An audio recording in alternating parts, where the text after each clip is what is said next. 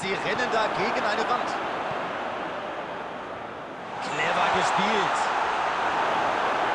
Er hält einfach mal drauf. Der ist drin. Fantastisch! Sie spielen sich schon in einen kleinen Rausch. Das ist ihre Spielphilosophie. Balleroberung mit hoher Aggressivität und dann innerhalb weniger Sekunden zum Abschluss kommen.